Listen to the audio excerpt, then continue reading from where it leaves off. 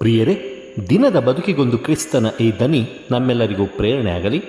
ತಪಸ್ಸು ಕಾಲದ 4ನೇ ವಾರ, ಮಾರ್ಚ್ 18, 2026 ಬುಧವಾರ. ಯೋವಾನನು ಬರೆದ ಪವಿತ್ರ ಶುಭ ಸಂದೇಶದಿಂದ ವಾಚನ, 5ನೇ ಅಧ್ಯಾಯ 17ರಿಂದ 30ರವರೆಗಿನ ವಚನಗಳು. ಆ ಕಾಲದಲ್ಲಿ ಯಹೂದ್ಯರ ಆಕ್ಷೇಪಣೆಗೆ ಉತ್ತರವಾಗಿ ಯೇಸು, ನನ್ನ ಪಿತ ಸತತವೂ ಕಾರ್ಯನಿರತರು, ಅವರಂತೆಯೇ ನಾನು ಸದಾ ಕಾರ್ಯನಿರತನಾಗಿದ್ದೇನೆ ಎಂದು ನುಡಿದರು. ಯೇಸು ಸಬ್ಬತ್ತಿನ ನಿಯಮವನ್ನು ಮುರಿದುದೇ ಅಲ್ಲದೆ ದೇವರನ್ನು ತನ್ನ ಪಿತನೆಂದು ಹೇಳಿಕೊಳ್ಳುತ್ತಾ ತನ್ನನ್ನೇ ದೇವರಿಗೆ ಸರಿಸಮ ಮಾಡಿಕೊಳ್ಳುತ್ತಿದ್ದಾನೆಂದು ಯಹೂದ್ಯರು ಅವರನ್ನು ಕೊಲ್ಲಲು ಮತ್ತಷ್ಟು ಹವಣಿಸಿದರು. ಯೇಸು ಅವರನ್ನು ಉದ್ದೇಶಿಸಿ ಹೀಗೆಂದರು, ನಾನು ನಿಮಗೆ ಸತ್ಯವಾಗಿ ಹೇಳುತ್ತೇನೆ, ಪುತ್ರನು ತನ್ನಷ್ಟಕ್ಕೆ ತಾನೇ ಏನು ಮಾಡಲಾರನು. ಪಿತನು ಮಾಡುವುದನ್ನು ಕಂಡು ತಾನು ಹಾಗೆಯೇ ಮಾಡುತ್ತಾನೆ. ಪಿತನು ಮಾಡುವುದನ್ನೇ ಪುತ್ರನು ಮಾಡುವುದು. ಪುತ್ರನೆಂದರೆ ಪಿತನಿಗೆ ಪ್ರೀತಿ. ಆದುದರಿಂದ ತಾವು ಮಾಡುವುದನ್ನೆಲ್ಲ ಪುತ್ರನಿಗೆ ತೋರಿಸುತ್ತಾರೆ. ಇದಲ್ಲದೆ ಇನ್ನೂ ಎಷ್ಟೋ ಮಿಗಿಲಾದ ಕಾರ್ಯಗಳನ್ನು ಪುತ್ರನಿಗೆ ತೋರಿಸುತ್ತಾರೆ. ಅವುಗಳನ್ನು ಕಂಡು ನೀವು ಬೆರಗಾಗುವಿರಿ. ಪಿತನು ಸತ್ತವರನ್ನು ಎಬ್ಬಿಸಿ ಅವರಿಗೆ ಜೀವವನ್ನು ಕೊಡುವಂತೆಯೇ ಪುತ್ರನೂ ತನಗೆ ಬೇಕಾದವರಿಗೆ ಜೀವವನ್ನು ಕೊಡುತ್ತಾನೆ. ಅಲ್ಲದೆ ಪಿತನು ಯಾರನ್ನು ತೀರ್ಪಿಗೆ ಗುರಿ ಮಾಡುವುದಿಲ್ಲ. ತೀರ್ಪು ಕೊಡುವ ಅಧಿಕಾರವನ್ನೆಲ್ಲ ಅವರು ಪುತ್ರನಿಗೆ ಕೊಟ್ಟಿದ್ದಾರೆ. ಏಕೆಂದರೆ ತಮ್ಮನ್ನು ಗೌರವಿಸುವಂತೆಯೇ ಜನರೆಲ್ಲರೂ ಪುತ್ರನನ್ನು ಗೌರವಿಸಬೇಕೆಂಬುದು ಅವರ ಬಯಕೆ. ಪುತ್ರನನ್ನು ಗೌರವಿಸದವನು ಆತನನ್ನು ಕಳುಹಿಸಿದ ಪಿತನನ್ನು ಗೌರವಿಸುವುದಿಲ್ಲ.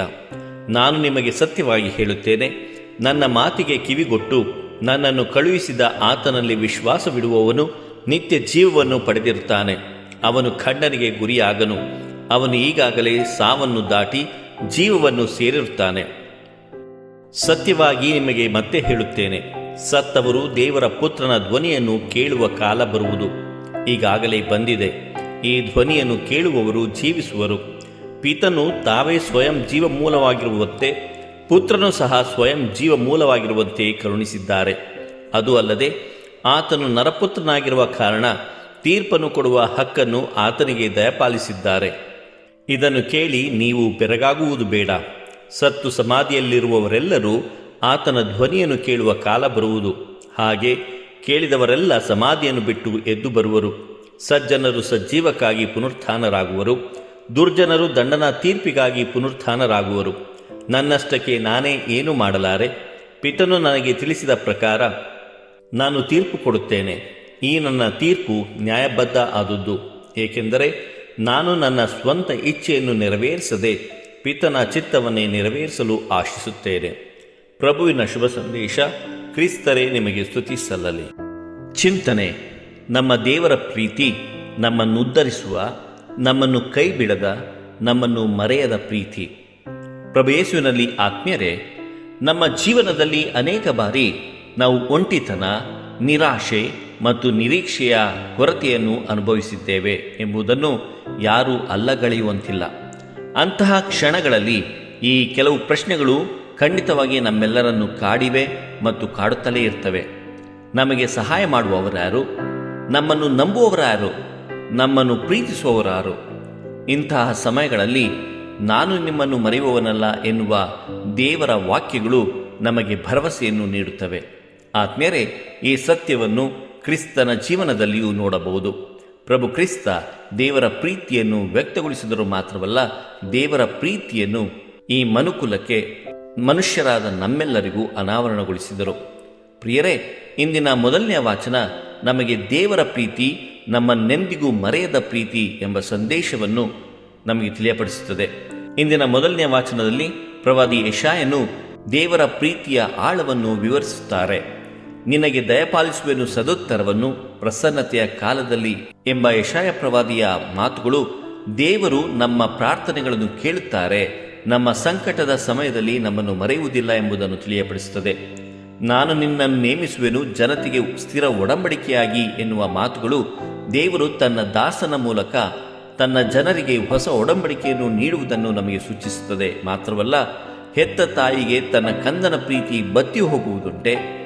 ಒಂದು ವೇಳೆ ಆಕೆ ಮರೆತರೂ ನಾನು ನಿನ್ನನ್ನು ಮರೆಯೆ ಎಂಬ ಯೆಶಾಯನ ಮಾತುಗಳು ತಾಯಿ ತನ್ನ ಮಗುವನ್ನು ಮರೆಯಬಹುದು, ಆದರೆ ದೇವರು ಎಂದಿಗೂ ತನ್ನ ಜನರನ್ನು ತನ್ನ ಜನತೆಯನ್ನು ಮರೆಯುವುದಿಲ್ಲ ಎಂಬ ಸತ್ಯವನ್ನು ನಮಗೆ ತಿಳಿಯಪಡಿಸುತ್ತದೆ. ಪ್ರಿಯರೇ, ಮೊದಲನೆಯ ವಾಚನದ ಈ ವಾಕ್ಯಗಳು ದೇವರ ಪ್ರೀತಿಯ ಗಾಢತೆಯನ್ನು ಮಾತ್ರವಲ್ಲ, ಅವರು ನಮ್ಮನ್ನು ಹುಡುಕುವ ದೇವರು ನಮ್ಮನ್ನು ಮರೆತು ಬಿಡುವವರಲ್ಲ ಎಂಬ ಸತ್ಯವನ್ನು ನಮಗೆ ತಿಳಿಯಪಡಿಸುತ್ತದೆ. ಇಂದಿನ ಶುಭ ಸಂದೇಶ ನಮಗೆ ದೇವರ ಬಗ್ಗೆ ಭಯಕ್ಕಿಂತಲೂ ಹೆಚ್ಚಾಗಿ ಪ್ರೀತಿ ಇರಬೇಕು ಎಂಬುದನ್ನು ತಿಳಿಯಪಡಿಸುತ್ತದೆ. ಆತ್ಮೀಯರೇ, ಬಾಲ್ಯದಿಂದಲೂ ಯೇಸುವಿನಲ್ಲಿ ದೇವರು ತನ್ನ ತಂದೆ ಮತ್ತು ತಾನು ಅವರ ಪುತ್ರ ಎಂಬ ಸುಪ್ತ ಭಾವ ಮನೆ ಮಾಡಿತ್ತು. ಕಾಲಕ್ರಮೇಣ ಆ ಭಾವನೆ ಜಾಗೃತಗೊಳ್ಳುತ್ತಾ ಹೋಯಿತು. 12 ವರ್ಷದ ಬಾಲಕನಾಗಿರುವಾಗಲೇ ತಮ್ಮ ತಂದೆ ತಾಯಿಯರಿಗೆ ನಾನು ನನ್ನ ತಂದೆಯ ಆಲಯದಲ್ಲಿ ಇರಬೇಕೆಂಬುದು ನಿಮಗೆ ತಿಳಿಯದೆ ಹೋಯಿತೆ ಎಂಬುದಾಗಿ ಲೂಕನ ಶುಭ ಸಂದೇಶ 2ನೇ ಅಧ್ಯಾಯ 49ನೇ ವಚನದಲ್ಲಿ ಹೇಳುತ್ತಾರೆ. ಪಿತನು ನನ್ನಲ್ಲಿ ನೆಲೆಸಿದ್ದಾರೆ, ನಾನು ಪಿತನಲ್ಲಿ ನೆಲೆಸಿದ್ದೇನೆ, ನನ್ನ ಮುಖಾಂತರ ಬಾರದ ಹೊರತು ಯಾರು ಪಿತನ ಬಳಿಗೆ ಬರಲಾರರು ಎಂಬ ಮಾತುಗಳನ್ನು ಆಗಾಗ್ಗೆ ಯೇಸು ನುಡಿಯುತ್ತಿದ್ದರು. ಯೆಹೂದ್ಯ ನಾಗರಿಕರಿಗಿದು ಸಹಿಸಲಾರದ ಅಪರಾಧವೆಂಬಂತೆ ತೋರಿತು. ದೇವರನ್ನು ತನ್ನ ತಂದೆಯೆಂದು ಕರೆದದ್ದು ಅವರಲ್ಲಿ ಅಸಹನೆಯನ್ನು ಉಂಟು ಮಾಡಿತ್ತು. ಕ್ರಿಸ್ತ ಯೇಸು ದೇವರು ಮತ್ತು ಮಾನವರ ನಡುವಿನ ಅಂತರವನ್ನು ಬಹಳಷ್ಟು ಕಡಿಮೆಗೊಳಿಸಿದರು. ಕಣ್ಣಿಗೆ ಕಾಣದ ಅಗೋಚರ ಶಕ್ತಿಯನ್ನು ಆಪ್ತ ಭಾವನೆಯಿಂದ ಅಪ್ಪ ತಂದೆಯೇ ಎಂದು ಸಂಬೋಧಿಸಲು ಕಲಿಸಿಕೊಟ್ಟರು. ನಮ್ಮಲ್ಲಿ ದೇವರ ಬಗ್ಗೆ ಭಯಕ್ಕಿಂತಲೂ ಹೆಚ್ಚಾಗಿ ಪ್ರೀತಿ ಇರಬೇಕು. ಪ್ರಿಯರೇ, ಪ್ರಭು ಯೇಸುವಿನಂತೆ ನಮ್ಮ ಹೃದಯಗಳಲ್ಲಿ ಪಿತೃಭಾವ ಜಾಗೃತಗೊಳ್ಳಲಿ. ದೇವರು ನಮ್ಮೆಲ್ಲರನ್ನು ಆಶೀರ್ವದಿಸಲಿ. ಇದು ಧ್ವನಿ ಮಾಧ್ಯಮ ಮನೆಯ ಕೊಡುಗೆ. ಧ್ವನಿ ವಂದನೆಯ ಸ್ವಾಮಿ ಶಾಂತಕುಮಾರ್ ಜೆ, ಬೆಂಗಳೂರು ಮಹಾಧರ್ಮ ಕ್ಷೇತ್ರ. ಪ್ರಿಯರೇ, ಈ ಚಾನೆಲ್ ಅನ್ನು ಸಬ್ಸ್ಕ್ರೈಬ್ ಮಾಡಿ ಪ್ರತಿದಿನ ದೇವರ ವಾಕ್ಯವನ್ನು ಆಲಿಸುತ್ತಾ ಅದನ್ನು ಇತರರೊಂದಿಗೆ ಹಂಚಿಕೊಳ್ಳಲು ನಮಗೆ ನೆರವಾಗಿರಿ. ಧನ್ಯವಾದಗಳು.